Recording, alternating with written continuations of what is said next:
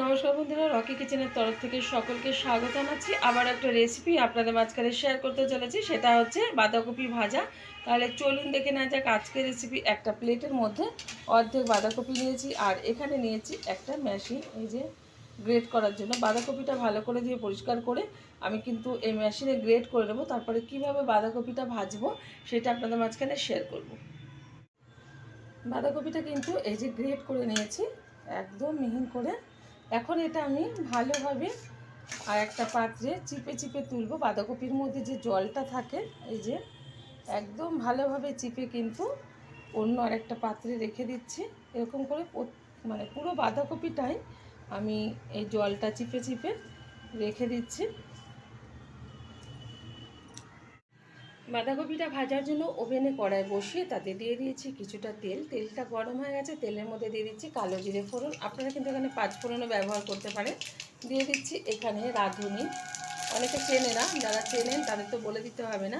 রাঁধুনি ফোড়নটা দিলে ফ্লেভারটা ভীষণ ভালো আসে। দিয়ে দিচ্ছি 1 চামচ হলুদ গুঁড়ো।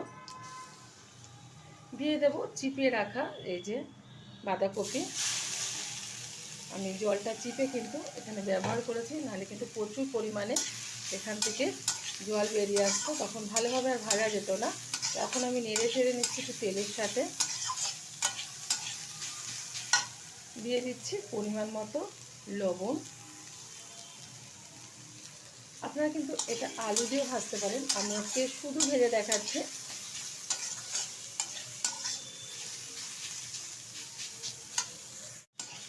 বাঁধাকপি কিন্তু বেশ কিছুক্ষণ নেড়ে চেড়ে নিয়েছি। এখন এর মধ্যে এক এক করে উপকরণ আমি মেশাবো। দিয়ে দিচ্ছি কিছুটা কাঁচা লঙ্কা, ঝালটা যার যার পছন্দ অনুযায়ী ব্যবহার করবেন। দিয়ে দিচ্ছি এখানে টমেটো, এই যে দানাগুলো কিন্তু ছাড়িয়ে আমি টমেটোটা ব্যবহার করলাম। এখানে একটা বড় সাইজের টমেটো কুচিয়ে নিয়েছি।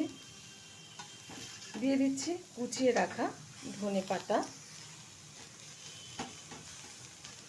আজকে নতুন স্বাদে কিন্তু এটা আমি বাঁধাকপিটা ভেজে দেখাচ্ছি। আমার এই রেসিপি যদি আপনাদের ভালো লেগে থাকে, আপনারা অবশ্যই আমার চ্যানেলটিকে সাবস্ক্রাইব করবেন, লাইক করবেন, শেয়ার করবেন। আর ঠিক যেরকমভাবে আজকে বাঁধাকপি ভাজা আমি রান্না করে দেখাচ্ছি, অবশ্যই আমার ট্রাই করবেন। আশা করি প্রত্যেকের ভীষণ ভীষণ ভালো লাগবে।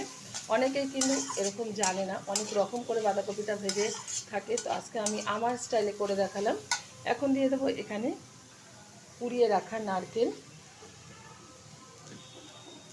দিয়ে দিচ্ছি এখানে ভেজে রাখা চীনাবাদামটা একটু গুঁড়ো করে নিয়েছি, আপনারা কাজু বাদামও ব্যবহার করতে পারেন।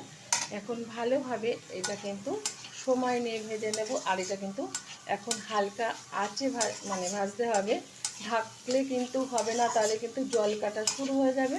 তো অনবরত কিন্তু এরকম নেড়ে আমি ভেজে নেব বাঁধাকপিটা। দেখতে পাচ্ছেন কত সুন্দরভাবে কিন্তু লাগছে দেখতে, আর সুন্দর যেরকম লাগছে সেরকম কিন্তু সুন্দর খেতে হয় এটা। আমি কিন্তু অনবরত নেড়ে যাচ্ছি যাতে কড়াইয়ের তলাটায় না লেগে যায়। লেগে গেলে কিন্তু পোড়া গন্ধ বেরিয়ে আসলে ভালো লাগবে না। হালকা আছে এটা রান্না করতে হবে, আগেই বলেছি। এখন দিয়ে দেবো এর মধ্যে খুব সামান্য পরিমাণে একটু চিনি। যাদের মিষ্টিটা অপছন্দ তারা দেবেন না। আর এটা কিন্তু আজকে পুরো নিরামিষভাবে করে দেখালাম। আপনারা নিরামিষ দিনে যে কোনো দিনে এটা ডাল ভাতের সাথে খেতে পারেন। বাঁধাকপিটা কিন্তু প্রায় ভাজা হয়ে এসেছে। এখন এর মধ্যে দিয়ে দেবো আমি একটু সামান্য ঘি। এবার ভালো করে আবার একটু নেড়ে চেড়ে নেব। বাঁধাকপিটা কিন্তু পুরো ভাজা হয়ে গেছে, দেখতেই পাচ্ছেন। এখন নামিয়ে ঢেলে দেবো একটা পাত্রে, আর গরম গরম ডাল ভাতের সাথে এখন এটা সার্ভ করব। দেখা হবে পরের ভিডিওতে নতুন কোনো রেসিপি নিয়ে। ধন্যবাদ।